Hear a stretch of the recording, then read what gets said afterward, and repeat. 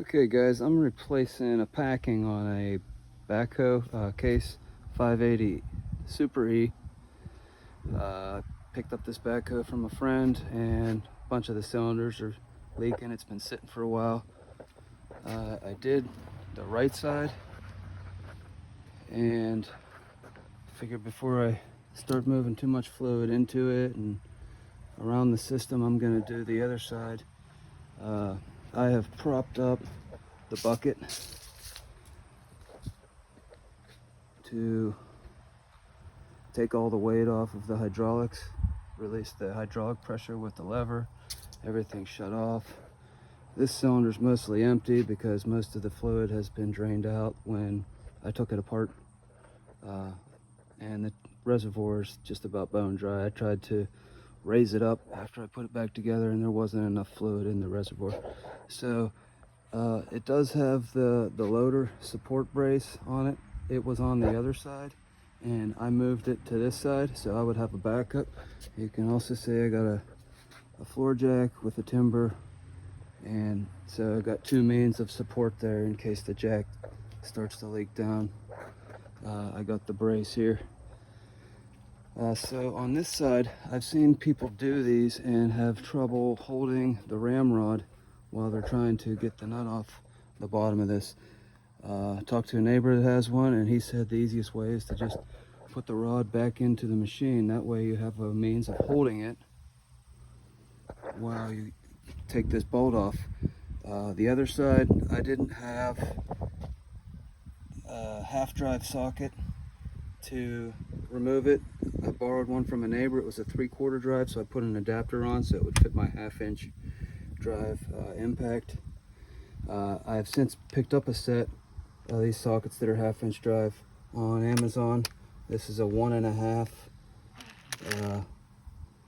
inch bolt, and so the impact had no trouble with it. This is a heavier duty 1/2-inch drive impact. I do a lot of tires at my house, so I use this all the time.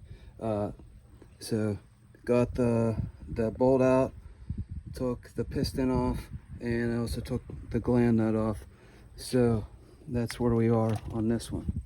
When I took the other side apart, a lot of the stuff, as you can see, was not really, you couldn't really identify what seal came from where because I only had a couple good ones. This buffer ring came out of the bottom of the gland, and the groove, I'm told, was facing down. I wasn't paying attention, to be honest. This one looks like most of the seals are intact, or at least in better shape than the other side was. Now they are pretty chewed up. This one was also leaking. You can see the wiper ring or the dust seal, whatever you call this. It's chewed up and it was just spewing out through there.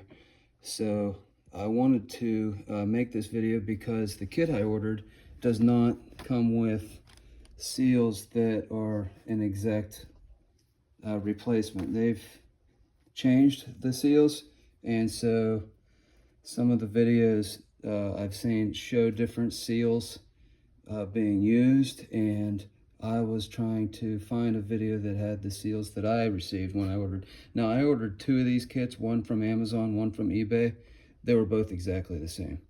So as far as the way I installed the other one, I put the dust ring on top. You have the bushing that goes in the middle, and you have a seal on the bottom of this gland, which is going to be, it's going to replace this second one in, and the flare side will go down, and then the bottom one, this I guess replaces that buffer ring I just showed you with the groove on one edge. I put it so the indented side faces down. So to make more sense of it, we have the dust ring, the bushing, the seal, and then the buffer seal. That's the white one, or yellow, whatever you call it. And so on the outside, you have just a little, it's a flat seal, which will go on top. and then the O-ring will go underneath it. Those were no issue, and neither of those appear to be leaking either on either side. So then on the piston, which is here, I'm throwing stuff all over. On the piston, we have 4 seals, even though it looks like we only have 3. So we have one here, which has the groove in it.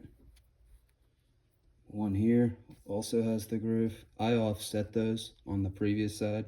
I know that they should close up once they're in the machine, in the cylinder, but if they don't, I just offset it. So one groove on one side, one groove on the other. So that way they're kind of 180 degrees out. Under this one, we have kind of a thicker looking seal that'll go underneath here. And then the yellow seal I put on over that, and that's this black one here. And it did not fit all that well. It came out looking a little loose.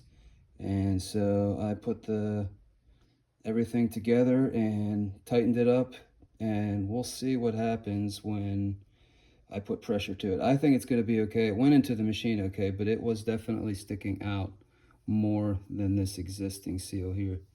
So I'm going to go ahead and replace all these and then put it together and see how she does. Thanks. Okay, so I got everything back together. As I was saying, that middle seal sits kind of loose on there, looser than I would like, but the other side was the same way, and once I pushed it into the barrel, it just compressed as it needed to. The issue I'm having now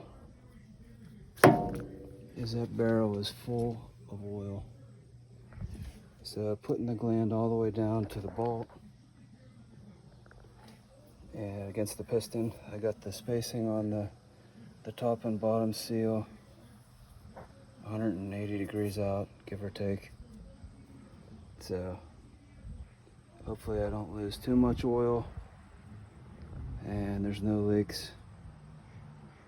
We'll add some fluid to it and see how she does.